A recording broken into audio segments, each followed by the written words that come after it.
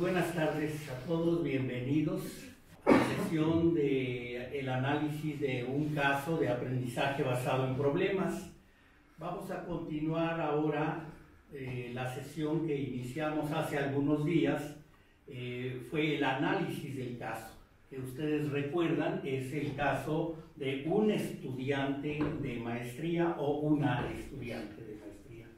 Y simplemente para contextualizarnos y recordar, el caso es así: yo soy un o una estudiante de maestría en educación en ciencias de la salud, y aunque me encuentro bien de salud, en cuanto a mi nutrición y como futuro maestro o maestra, me preocupa saber si mi alimentación reúne las características de una dieta correcta. Tengo la impresión de que lo que ingiero no es lo más adecuado para mis requerimientos energéticos de acuerdo a mi sexo, edad, el peso actual, el peso ideal, mi estatura y la actividad que desarrollo. Hace una semana analizamos el caso y vimos los 5 grandes pasos que debemos de llevar a cabo cuando analizamos cualquier caso o escenario utilizando la metodología de aprendizaje basado en problemas. ¿Cuáles son esos 5 pasos? Recuerdan ustedes, es el de pistas, ¿sí? Hechos o datos orientadores, ese es el primer paso. El segundo paso es la identificación del problema o de los problemas. El tercero es la hipótesis o explicaciones o respuestas a las preguntas que se generan por parte del grupo, o en su caso los diagnósticos presuncionales. Sobre todo pues en medicina se utiliza este paso, ¿no? En el tercer paso. El cuarto paso son identificar las áreas u objetivos de aprendizaje para finalmente terminar con las fuentes de información que vamos a utilizar para fundamentar o no las respuestas que hemos dado a las preguntas que se plantearon, ¿no? Entonces, el segundo paso fue el estudio independiente, que es lo que hicieron en estos días para llegar a esta sesión, ya todos habiendo leído, estudiado los objetivos que quedamos que íbamos a lograr con las fuentes de información que ustedes mismos también propusieron, ¿sí? Así que pues bueno, ya ustedes que ya leyeron pues los objetivos, tratando de lograrlos y fundamentando sus hipótesis, sí quisiera que me dijeran pues algunos de los conceptos que vimos que íbamos a revisar, ¿no? Por ejemplo, el de nutrición, el de alimentación. ¿Alguno de ustedes quisiera? Sí, por favor, Carmen. Pues yo me puse a investigar sobre estas definiciones. Utilicé el glosario de términos de orientación alimentaria del Instituto Nacional de Nutrición y también la norma oficial mexicana para la salud en materia alimentaria. Entonces, investigué pues 3 conceptos que vimos la vez pasada, que es dieta. ¿Qué es una dieta? Es el conjunto de alimentos o platillos que yo consumo día a día. O sea, cada uno tenemos una dieta particular, es lo que yo consumo día a día. Y después viene O sea que con este concepto todos tenemos una dieta, particular. Porque normalmente se utiliza de forma errónea, ¿no? El concepto, ¿no? Como que lo voy a poner a dieta. Como que te vas a poner a dieta. Ahí creo que tal vez con lo que se ha confundido es con plan de alimentación o régimen alimenticio, que es otro término completamente distinto al de dieta. Sí, muy bien. Y después, a veces pensamos que alimentación y nutrición es lo mismo. Entonces, también investigamos y lo que vimos es que, a ver, nutrición, que originalmente era el sinónimo de alimentación, la nutrición es el conjunto de procesos biológicos, psicológicos y sociológicos que se involucran en la obtención y cómo asimilamos y cómo metabolizamos los alimentos o los nutrimentos. Esto quiere decir que probablemente genéticamente mi nutrición sea diferente al de alguien en otro lado, porque tiene que ver con todos estos procesos celulares, citocromos, cómo se absorbe, etcétera, etcétera. Y la alimentación, si bien tiene que ver con esto, también tiene que ver con ya las satisfacciones intelectuales, emocionales, estéticas y socioculturales que son de la vida humana. O sea, la nutrición es la parte metabólica de cómo yo aprovecho todos los nutrimentos. Pero la alimentación también tiene que ver con toda la parte intelectual, emocional. O sea, la alimentación es diferente en México que en la India, que en Afganistán. A lo mejor la nutrición, cómo asimilamos y cómo hacemos la digestión, también pudiera ser un poquito diferente de acuerdo a los procesos genéticos. Pero la nutrición es más, digamos, más biológico, y la alimentación, si bien toma en cuenta la parte biológica, tiene que ver también con la parte social o intelectual o cultural que le demos a los alimentos. ¿Alguna pregunta o algún agregado sobre estos conceptos? ¿Quedan claros? Nada más comentar que dentro de la alimentación incluye bebidas, ¿no? Sí, también. No solamente alimentos, Sí, sino también el tipo de bebida que ingerimos, ¿no? Agua simple o refrescos de soda, etc. O alcohol. Claro. ¿Qué más es estudiar? ¿Qué más? Bueno, Sí. con respecto a lo que las dos teníamos sobre cuáles son las características de una dieta correcta, bueno, yo lo que encontré es que para México, la norma oficial mexicana define una dieta correcta que aquella que, de acuerdo con los conocimientos conocidos de la materia, cumple con las necesidades específicas en las diferentes etapas de la vida, que promuevan en los niños y las niñas el crecimiento y desarrollo adecuados, y en los adultos que permita conservar o alcanzar el peso esperado para la talla, y que a su vez prevenga las enfermedades, como por ejemplo obesidad o en el caso de algunas otras patologías, ¿no? Que tiene que cumplir ciertas características como que sea completa, que tenga todos los nutrimentos que se requieren para una vida sana, que sea equilibrada, que los nutrimentos guarden relaciones y proporciones adecuadas unos con otros, que a su vez sea inocuo, es decir, que no nos haga daño, que no dañe pues al organismo, que sea suficiente para cubrir las necesidades de la actividad diaria con todos los nutrimentos que se requieren, que sea variada y adecuada. Sobre todo adecuada me llama mucho la atención porque adapta el concepto de esto hacia la realidad de un lugar. Por ejemplo, es adecuada de acuerdo a lo que tenemos al alcance de nosotros, ¿no? Lo que se vende o lo que podemos comprar en el país, ¿no? Que es, nuestra dieta básicamente está basada en maíz, por ejemplo, o en algunos otros elementos que son característicos de nuestra cultura también. Y bueno, también se contempla dentro de este aspecto. Y para México se ha realizado lo que es el plato del buen comer. El plato del buen comer, a diferencia de lo que era antes la pirámide alimenticia, ¿no? Que daba como jerarquías a los alimentos, aquí se ve de una manera más flexible en cuanto a que te los pone como proporciones, ¿no? O sea, contempla los 3 grandes grupos de alimentos, que son cereales, verduras, frutas y leguminosas, y bueno, las proporciones que deben de tomarse con cada uno de ellos. Preguntas, comentarios sobre la dieta correcta, las características. ¿Queda claro? Sí. ¿Queda claro? Entonces yo creo que es muy importante esto de que depende de las características del individuo, ¿no? Nos dice Jesús que a niños o adultos, dependiendo de la etapa de crecimiento, porque a veces te dicen, haz esta dieta, ¿no? Y todos la quieren hacer la misma, creyendo que es como una igualita para todo el mundo, y es muy importante que la dieta correcta tiene en cuenta tus características y el momento de la vida en el que estás para que de verdad sea correcta. Y bueno, también tu actividad, porque por ejemplo para los deportistas, pues también la dieta se tiene que adaptar. Y tus condiciones socioeconómicas, ¿no?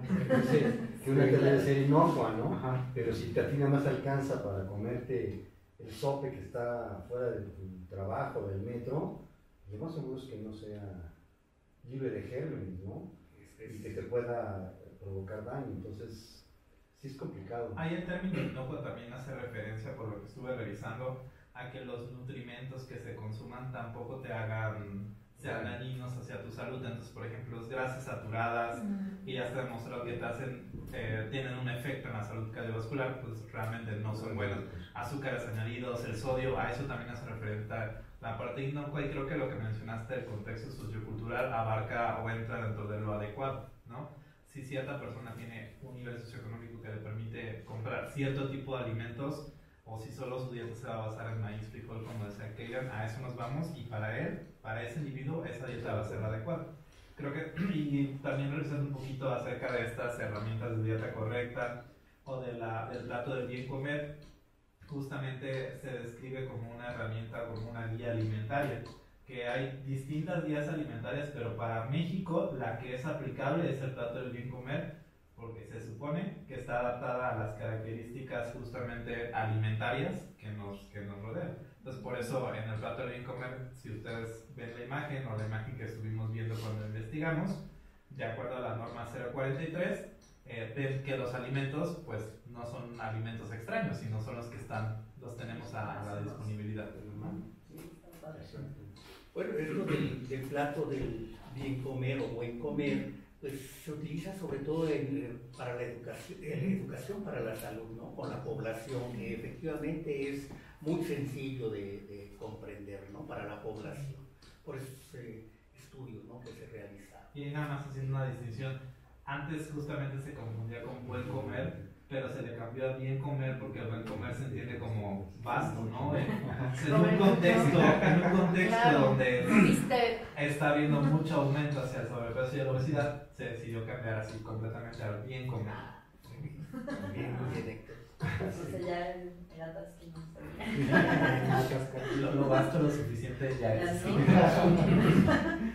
bien. Y de ahí se desprende cómo evaluamos una dieta, ¿no? O sea, cómo puedo yo saber en un individuo que está teniendo cierta dieta y cierta ingesta de alimentos, cómo evaluarla, ¿no? Y de ahí pues encontramos que existen diferentes formas. Hay una forma cualitativa que me habla de la calidad de los alimentos, en donde yo interpreto que está bien, está balanceada, y la otra que es cuantitativa, ¿no? En donde sí efectivamente determino exactamente cuántas calorías, cuánto de proteína, cuánto de grasa. Y en ese sentido, pues hay algunas clasificaciones para poder evaluar una dieta, ¿no? Que se hicieron muy adecuadas. Una es el perfil de dieta habitual, que es pues, lo que uno le puede pedir a un paciente que me describa con detalle, ¿no? Todo lo que consume en un momento determinado, que acostumbra a comer en un día y que tal vez trate de recordar lo que comió el día anterior con el mayor detalle posible, ¿no? Que me diga desde el desayuno hasta que el recordatorio de 24 horas, que es una recopilación de datos sobre el consumo de alimentos y bebidas, justamente de este día anterior.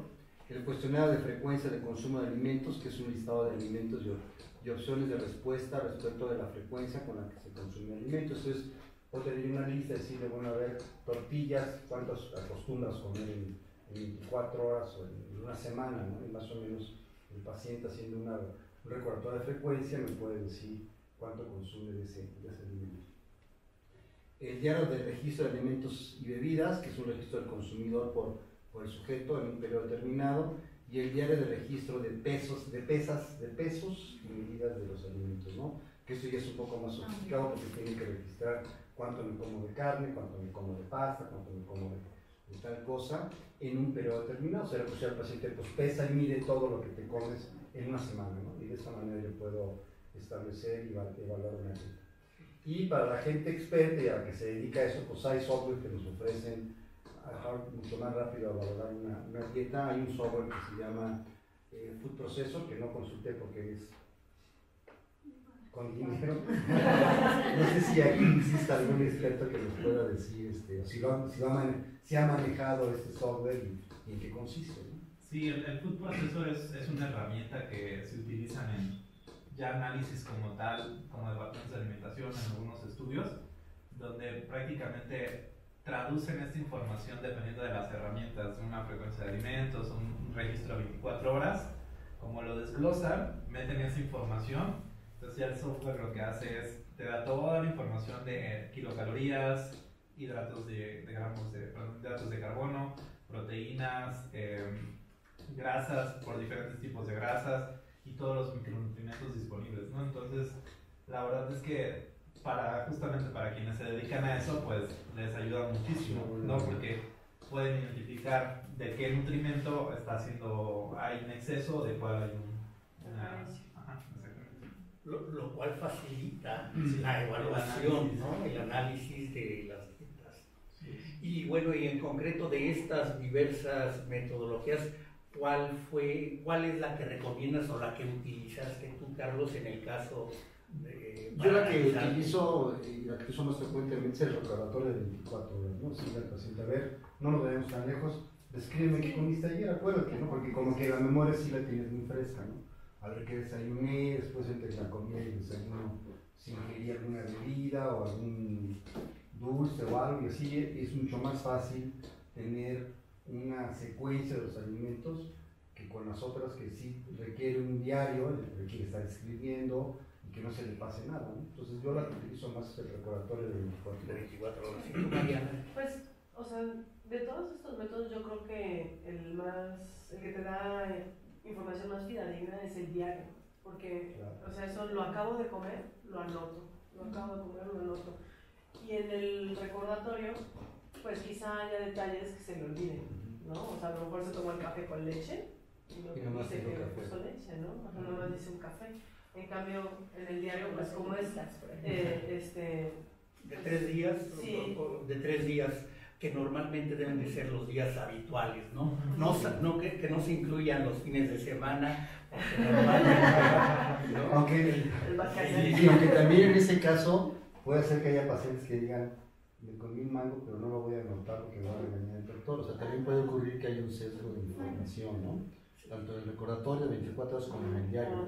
Y yo creo que depende de lo que estamos estudiando. O sea, si yo quiero ver, por ejemplo, el comportamiento de la dieta en un paciente diabético que no está controlado, a lo mejor sí le pido un diario de una semana, ¿no? Digo, apúntame todo lo que comes, todo, ¿no? Así, todo, y entonces ya veo y ya puedo yo establecer si es una dieta adecuada o no adecuada, ¿no? Claro.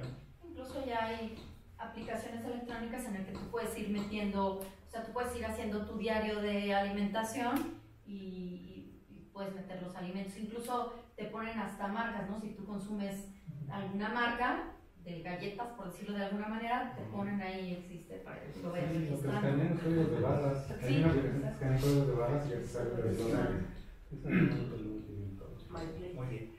Héctor, ¿querías comentar algo? Sí, nada más que justamente con respecto a estas herramientas que son como de evaluación de dieta, ahí hay dos recomendaciones adicionales que la bibliografía nos sugiere.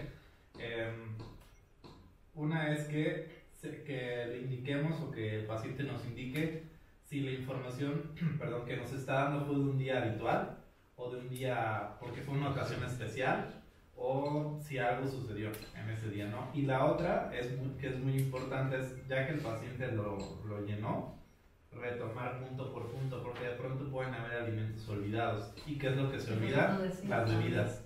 Las bebidas, los chicles, las salsas, Los chicles. no, perdón, sí, los dulces o los chicles, todo eso que también es importante registrarlo, ¿no? Porque el paciente sí, las tortillas, ¿no?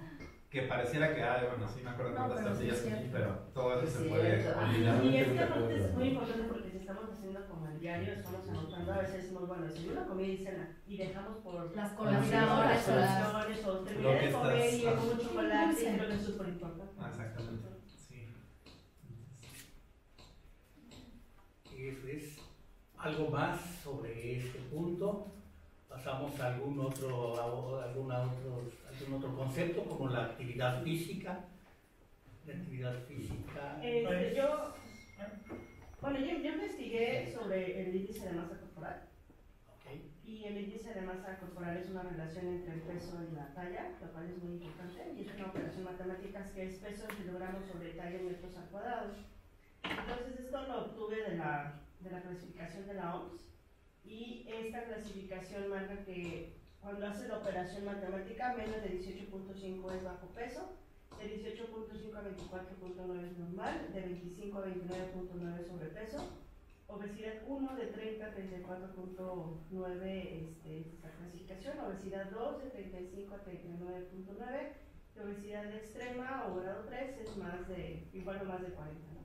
Entonces este es muy importante porque nosotros podemos clasificar hacia el paciente y también nos dice el riesgo de padecer diabetes tipo 2, hipertensión, enfermedad cardiovascular, que es muy importante para hacer el manejo de los pacientes que tengamos. Sin embargo, es importante tener muy en cuenta que si tenemos pacientes que hacen muchos pesas, por ejemplo, y es fisicoculturista, a lo mejor esto va a hacer no va a caer precisamente en esta clasificación de obesidad debido a aumento de grasa, sino más bien por músculo, entonces nada más es como un factor importante que nos va a ayudar mucho a tener una relación con el paciente, cómo lo vamos a manejar.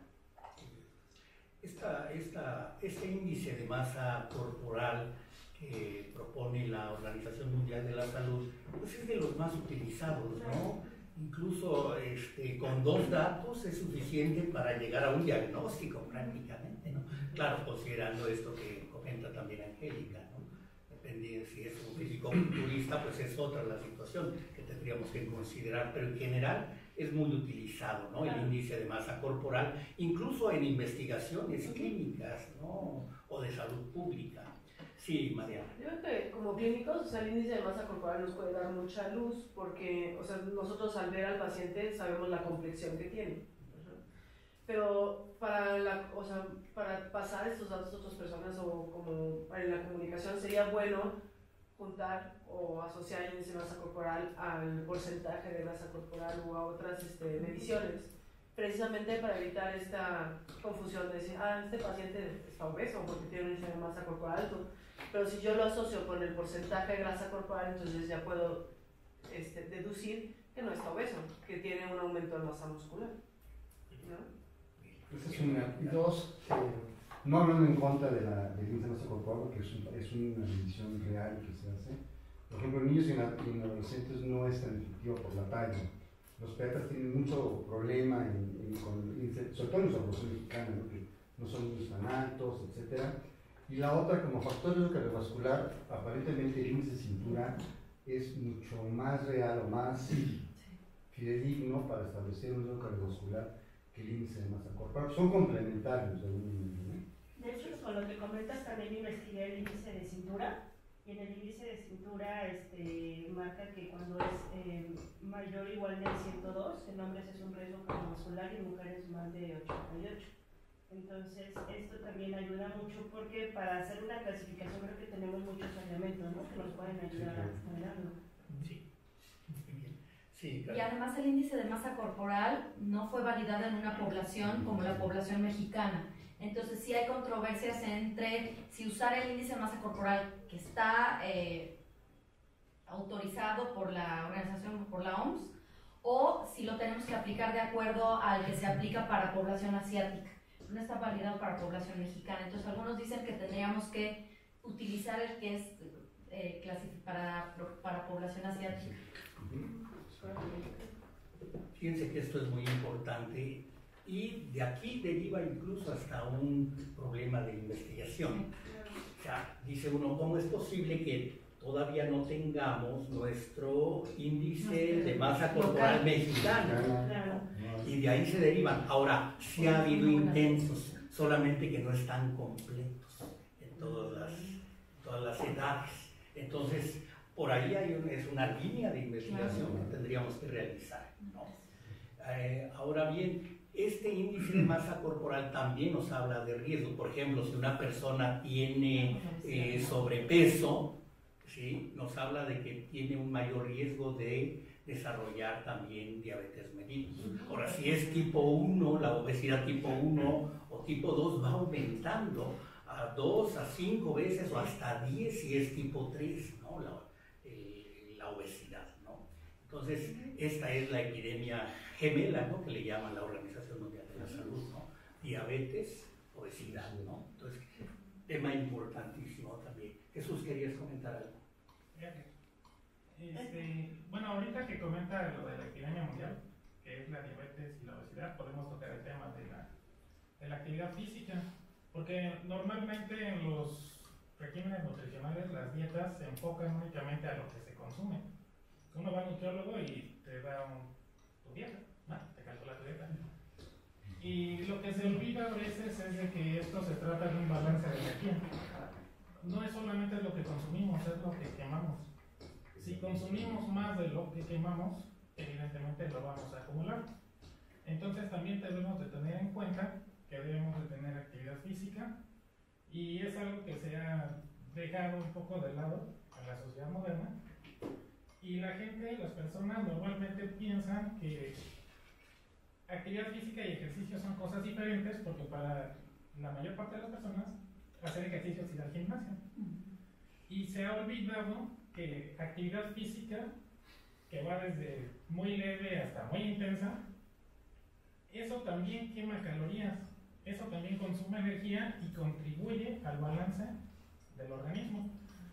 Al grado de que subir escaleras es una actividad física intensa. No es la más intensa, pero tiene un grado de intensidad alto. Entonces, actividades cotidianas que tal vez nosotros no tomamos en cuenta normalmente, no las tenemos tan presentes, pueden ayudar mucho a reducir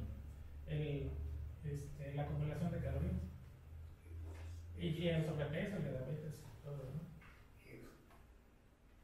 ¿Alguien más que quiera comentar algo? Yo, respecto a lo del ejercicio, que era lo de la actividad física, que me costó un poco de trabajo como entenderlo, esto que estás explicando, porque yo decía, bueno, ¿y entonces ejercicio qué es esta parte?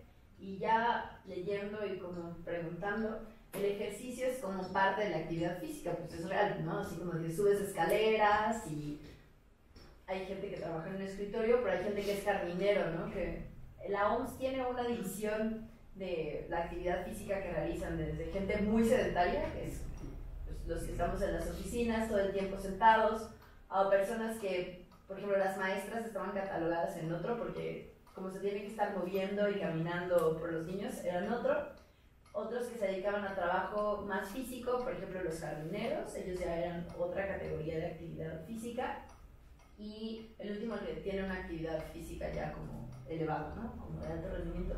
Y en cuestión de México, hay una calculadora del IMSS, del Seguro Social, que te ayuda a hacer tu gasto energético basal y tienen en cuenta estas cuatro categorías y solamente la escoges y pones, bueno, las otras características que ya habíamos platicado, la edad, el peso, la talla, y te hace el cálculo de energético basal.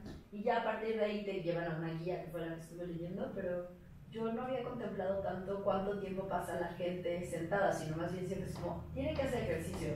O ahora voy a preguntar en la consulta, ¿y cuando va en el metro se va por las escaleras eléctricas o por las escaleras normales? Creo que es algo que hay que considerar.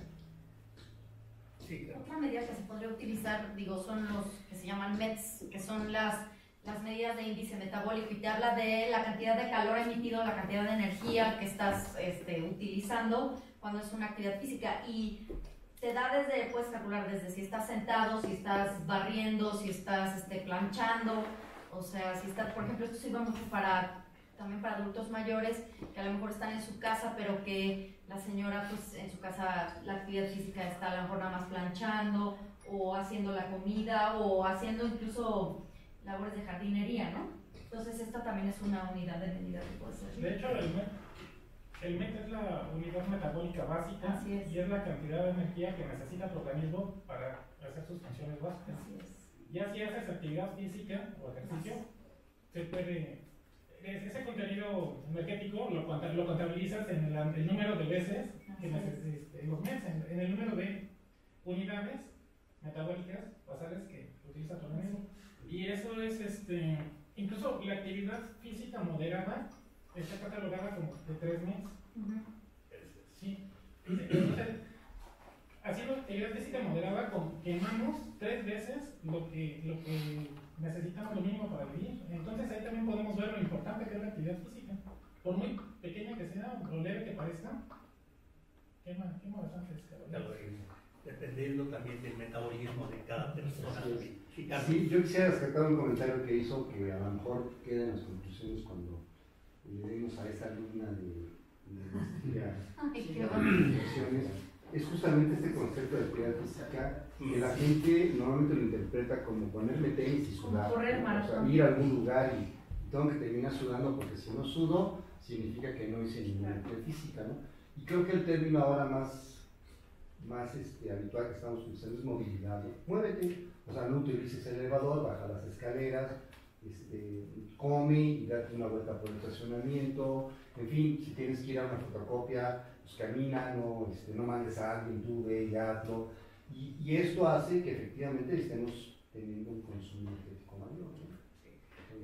De hecho, fíjense cómo el balance de energía es fundamental, ¿no? O sea, el problema que estamos teniendo a nivel mundial, y por supuesto también en México, de obesidad, Ustedes saben que fundamentalmente hablamos de obesidad exógena, es decir, ingerimos más de lo que gastamos, ¿sí? Y por tanto eso de más se acumula en grasa, ¿no? Y entonces nos lleva al sobrepeso y a la obesidad. Pero ese balance de energía es fundamental. Las personas, podríamos decir adultos, saludables, ingieren las calorías que gastan. Entonces eso nos da un balance de energía. Pero normalmente se consume más de lo que se gasta, lo cual nos lleva a un sobrepeso u obesidad. Y hay quienes también al revés, ¿no?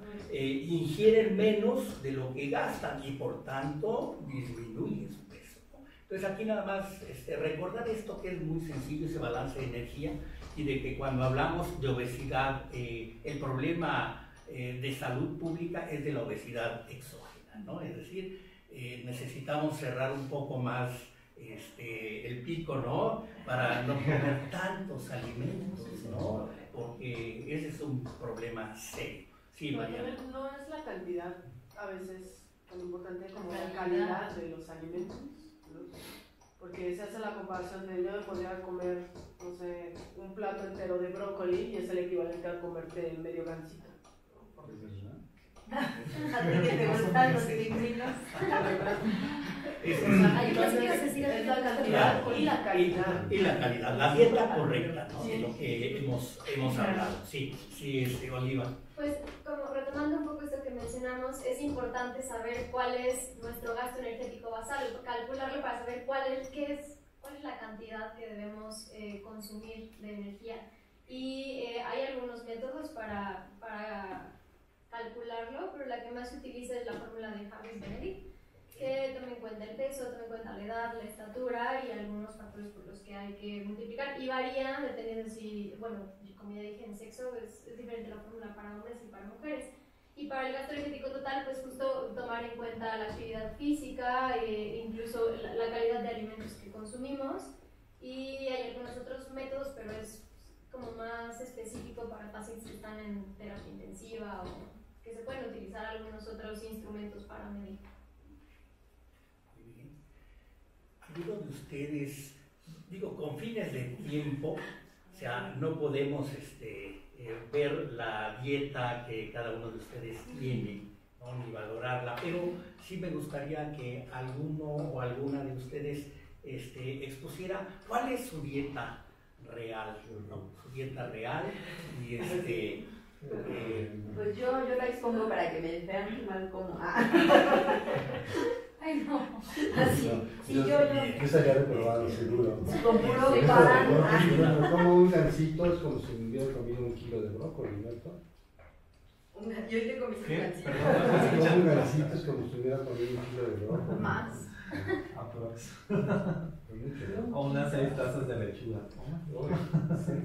Bueno, pues. Si podemos apagar un poco la luz de adelante para ver El diario de Keller, ¿cómo come? Pues, la lechuga. Platícanos. Bueno, yo les quiero platicar que hice el ejercicio. Yo me puse a ver, intenté hacer como el ejercicio como pensándolo en que en algún momento lo podía usar para los pacientes.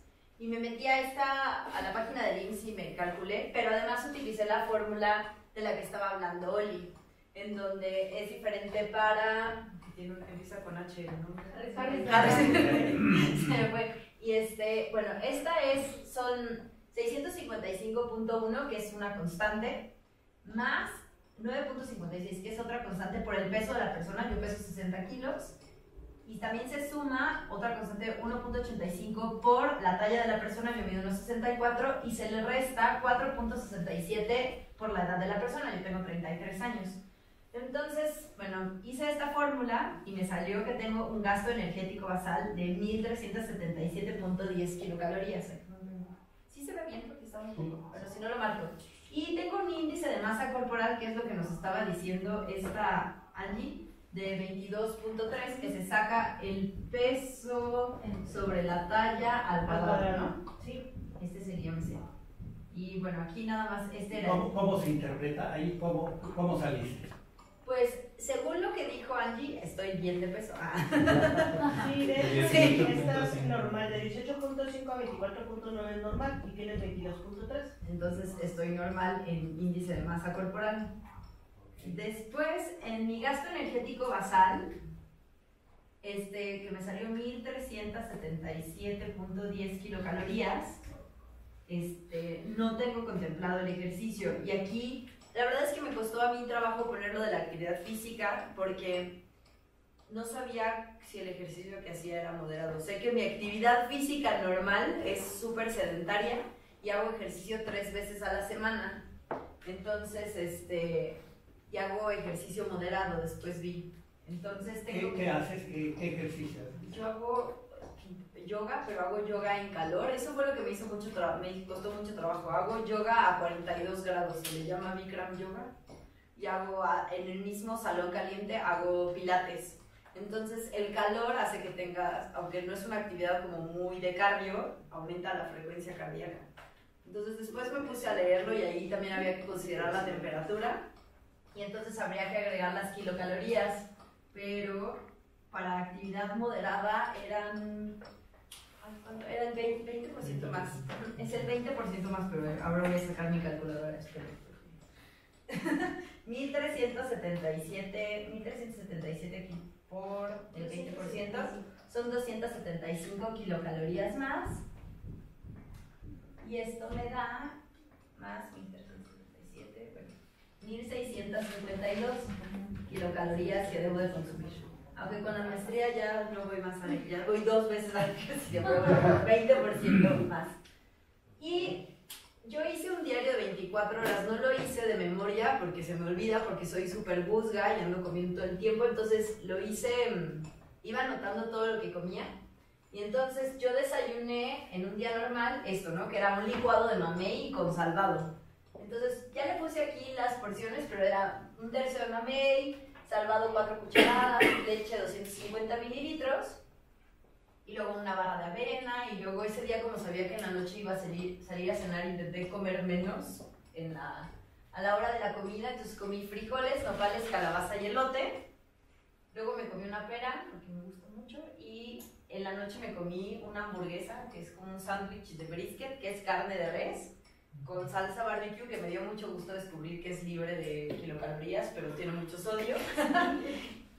Una taza de verduras y me comí papas a la francesa, 6 pedazos de estos de gajo. Entonces, estas kilocalorías, otra cosa que descubrí es que los alimentos no todos son así puro carbohidrato o son puras proteínas, sino que vienen combinados. Entonces yo lo que utilicé fue la guía la guía de alimentos para mexicanos, que está en la página, que la hizo Secretaría de Salud. Lo dudé un poco porque salió en el 2010, pero dije, bueno, los alimentos no deberían de cambiar de cantidades. Y aquí está mi libreta, ¿me la traje por acá? No, déjenlo por allá, porque lo anoté aquí. Yo anoté aquí que el mamey, por ejemplo, el mamey y la pera sí son puros carbohidratos, entonces eran 15 gramos de carbohidratos, y la pera, que no la pasé acá, son otros 15 gramos de carbohidratos. Pero el salvado, que solo me comí la mitad de las porciones, ellos dicen que son 8 cucharadas para una porción, eran 7.5 gramos de carbohidratos, y para mi suerte tenía 1 gramo de proteína. Y la leche, aunque era de soya, también tiene 12 gramos, estos son carbohidratos los que estoy poniendo aquí, y luego proteínas y luego grasas. Entonces eran 12 de carbohidratos, 2 gramos de grasa y 9 gramos de proteína y 9 de grasa. Y los frijoles, eso está muy bien, porque son 20 de carbohidratos, 1 gramo de proteína y 8 gramos de grasa. Y los nopales son 4 gramos y 2 gramos y así, consecutivamente, ¿no? Las calabazas también tienen proteína, aunque son más carbohidratos. Y el elote, 15 y 2.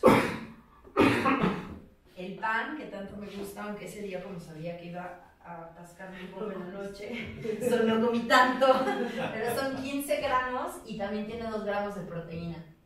El brisket no venía como tal en la guía, que es lo que estaba platicando hace rato, pero yo lo consideré como carne. También era un poco trampa porque en la guía solamente venía como bistec, y el bistec es lo que tiene creo que menos grasa, seguramente aquí.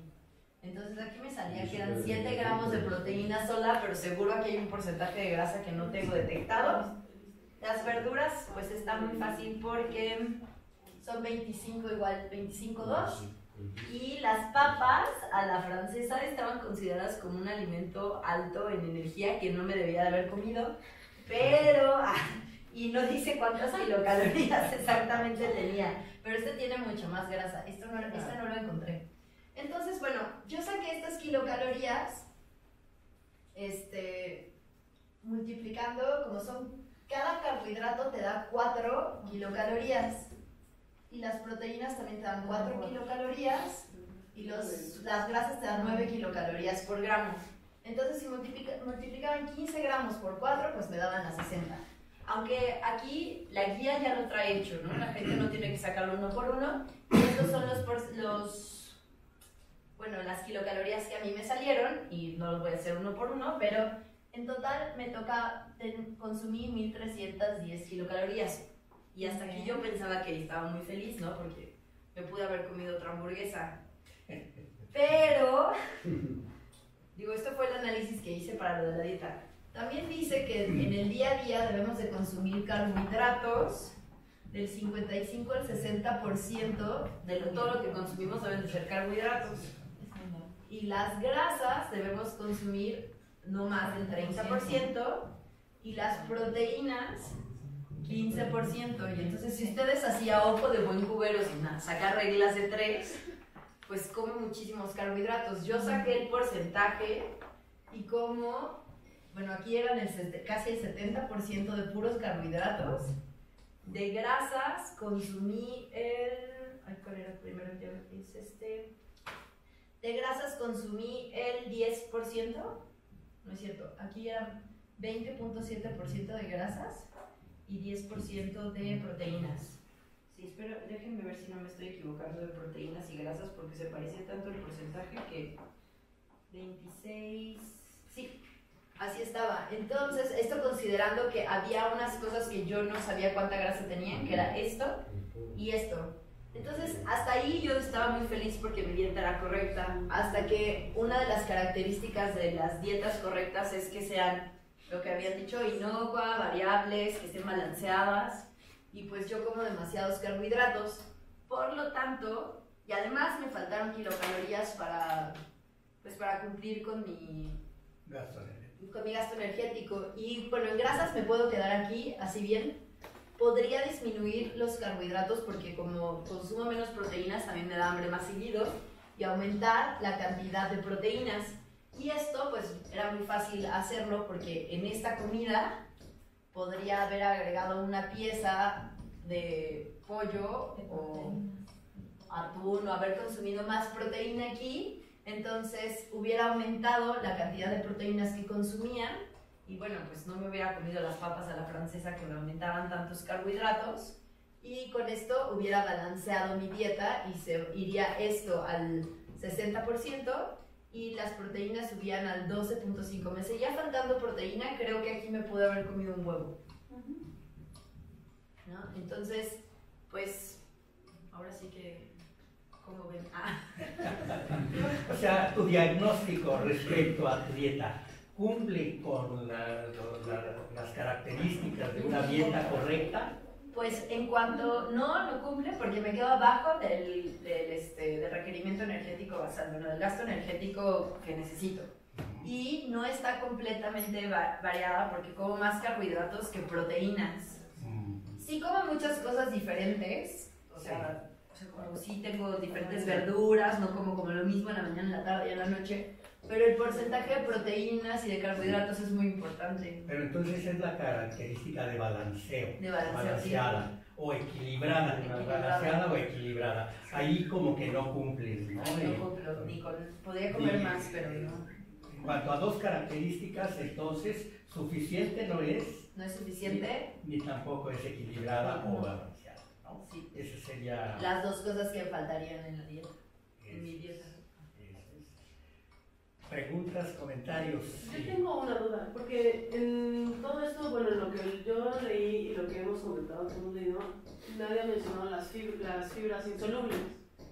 Y pues, en algún otro momento yo me enteré que son importantes. Muy importantes. Ajá, muy porque importantes. dependiendo de la cantidad de fibra insoluble que consumas, la absorción de los alimentos no es igual. Sí. Y falta también agua. Normalmente se tiene que considerar agua y fibra.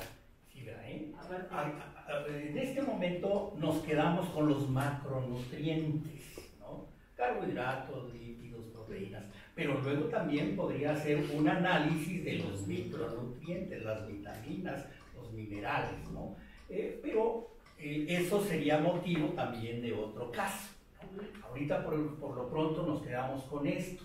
¿Alguna otra pregunta o comentario? Yo Sí. yo quiero comentar que es muy fácil incurrir en el error al momento de hacer los cálculos porque la mayoría de los alimentos vienen etiquetados en calorías y la mayoría de las tablas también vienen en calorías.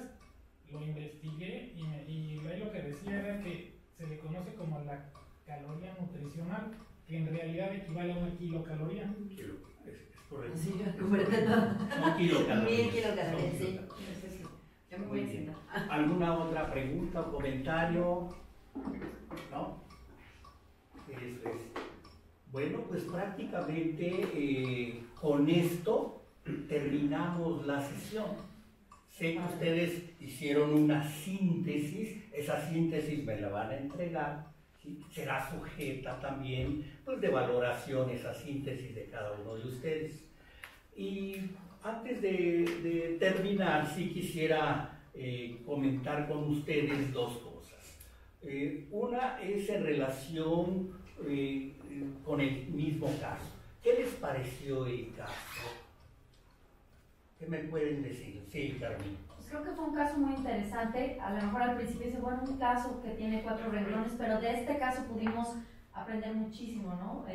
Pudimos repasar las definiciones de dieta, de alimento, etcétera. Pudimos repasar la parte de índice de masa corporal, de cómo llevar un diario de alimentación, de cómo calcular si una alimentación es balanceada o no, de cómo calcular el gasto energético basal. O sea, creo que fue un caso que nos enseñó bastante. ¿Okay? Sí, de hecho yo cuando lo leí dije, bueno, como que a lo mejor podría aportarnos, pero realmente sí te aporta mucho, a pesar de que es un estudiante y que tiene una actividad, pues a lo mejor que no veríamos como algo tan ordinario, pues realmente sí impacta mucho en el rendimiento, en cómo puede tener una vida diaria, en cómo va a poder desarrollarse a nivel académico, por lo que comenta el caso clínico, y que muchas veces las cosas no las vemos con tanta profundidad como debería, ¿no? A mí me recordó ahorita al revisar este caso, pues simplemente pacientes que tenemos hospitalizados, que a veces la parte de la alimentación, el balance energético no lo consideramos, y muchas veces el paciente se complica por eso tan simple, ¿no? Que a lo mejor, yo le digo simple por el hecho de que no te puede quitar a lo mejor tanto tiempo, pero no le damos la importancia que se merecía. Entonces como que te hace reflexionar no solamente en este caso, sino en otros casos que te pueden ayudar a llevar mejor un buen control del paciente. Sí, por favor, Keila. A mí lo que me gustó es que empezó, la semana pasada que estábamos hablando de esto, pues se veía como, sí, alimentos, dieta, y de repente empezamos a estudiar poco a poco, y nosotros lo estuvimos comentando antes de llegar a la clase, y era, yo también leí, yo encontré esto, entonces había mucha información de dónde, de dónde obtener, muchas fuentes de dónde obtener información, y al final nos podríamos haber ido refinando muchísimo en los conceptos. Creo que las dudas que yo tenía la semana pasada de, bueno, si realmente es correcta o no es correcta, creo que me lo resolví, o lo resolví con la información que todos fuimos buscando. Y pues eso es lo padre de hacer estos casos clínicos, ¿no? De llevarlos pues hasta donde puedas estudiar. Sí, yo, en el mismo tenor, yo creo que lo que impresiona del ABP es que de una viñeta que de entrada pareciera como muy simple, muy sencilla, por los pocos datos que había, genera una búsqueda de información impresionante, porque nos tuvimos que haber seguido más todavía, ¿no? En particularidades recomendaciones, etcétera. Entonces sí, como yo creo que esta técnica depende mucho de quien la guía, porque enriquece mucho la forma en que uno busca la información y nos damos cuenta que es una técnica que favorece el aprendizaje, definitivamente. Fíjense cómo querías comentar algo. No, Fíjense esto que comentan. Ustedes saben que inclusive en la literatura educativa, en educación, en ciencias de la salud se habla mucho de que motiva, ¿no? Los casos tienen que motivar al estudiante a aprender, ¿no? Y que con la búsqueda de información le vean sentido a lo que es un concepto como la dieta. ¿Cuál es la dieta correcta? ¿Qué características debe de tener, ¿no? ¿Cómo es interdisciplinaria, ¿no? En este caso podemos meternos con bioquímica, podemos meternos con fisiología, con metabolismo, es decir, la absorción de los nutrimentos, pero efectivamente hay ciertos objetivos que se tienen que cubrir. Ahora, ¿cómo saber si un caso está bien elaborado y va a ser bueno para que los estudiantes aprendan y consigan los objetivos que pretende el programa académico? Porque estos objetivos tienen que tener como base los programas académicos y qué es lo que quieren los docentes que elaboraron el caso. Y para ello voy a pasarles el caso completo, el material del estudiante que ya lo tiene, que fue lo que vimos la semana pasada, pero junto con el material del estudiante, uno por favor, sí. Junto con el material del estudiante, en la parte posterior viene el material del tutor, ¿sí? Y simplemente para cerrar esta parte y que ustedes vean qué es lo que los profesores que elaboraron este caso pretendían, ¿sí? Carmen, si me haces el favor de leer, ¿cuál es el propósito del caso de este estudiante de maestría? Propósito del caso. El estudiante explicará las características de la dieta correcta con el fin de aplicar sus fundamentos en el diseño y evaluación de dietas en adultos saludables. Rápidamente, Jesús, algunas pistas. Las pistas que, bueno, se proponían a estudiante de maestría, clínicamente saludable. Tengo la impresión de lo que ingiero no es lo más adecuado para mis requerimientos energéticos. El sexo, la edad, el peso actual, el peso ideal, la estatura y la actividad que desarrollo. ¿Se recuerdan que la vez, hace unos días, cuando lo llevamos a cabo el análisis, ustedes pusieron prácticamente estas pistas, ¿no? ¿Sí? Se recuerdan que dijimos, vayan anotando cada una de las pistas para luego contrastarlo con el material del tutor, ¿sí? Ahora, Oliva, algunos problemas. Lo que ingiero es adecuado para mis requerimientos. Mi dieta cumple con las características de una dieta correcta. ¿Qué pasos debo de seguir para hacer una evaluación de mi dieta? ¿Y cuál es mi índice de masa corporal y cómo se interpreta? Eso es. ¿Cómo ven? ¿Plantearon ustedes Lo mismo. a lo mejor con otras palabras, pero prácticamente? Héctor, ¿algunas hipótesis? Justamente que teníamos que registrar los alimentos en algún tipo de herramienta, que había que hacer una comparación de la dieta y de todos los nutrimentos y kilocalorías, y que ya estábamos haciendo como una presunción de que esa dieta no cumplía con las características correctas, ¿no? Que había áreas de oportunidad. Muy bien. En cuanto a objetivos de aprendizaje, Mariana, si quieres leer algunos y ver si eran semejantes a los que se cubrieron. Sí, en áreas objetivos de aprendizaje menciona el caso concepto de nutrición, alimentación y dieta, que los cubrimos. Cálculo, cómo se calcula el índice de masa corporal, clasificación e interpretación, también quedó cubierto. Explicar las características de una dieta correcta, también. Cálculo del requerimiento energético diario, también. Elaboración de dieta del adulto clínicamente saludable. Evaluación de dietas del adulto clínicamente saludable. Ajustar la dieta actual con base a la dieta correcta y qué alimentos debo limitar o evitar y cuáles incluir o incrementar. Y bueno, Cubrimos prácticamente, Obviamente. o sea, se cubren los objetivos que pretendían estos profesores que elaboraron el caso. Luego vienen algunas fuentes de información que básicamente ustedes fueron y que rebasaron. Incluso yo diría que ustedes lograron otros objetivos que aquí no vienen contemplados.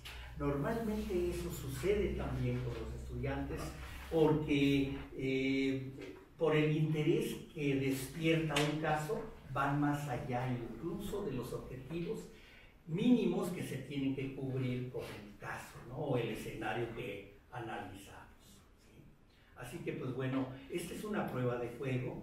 ¿Sí? Este caso ya había sido probado, ¿no? Por supuesto, ¿no? Entonces ya veremos cómo se prueban los casos para que sí sean casos adecuados para utilizar en el aprendizaje basado en problemas, ¿no? ¿Sí? ¿Preguntas, comentarios? Muy bien, pues muchísimas gracias. Y pues con esto damos por terminada la sesión del análisis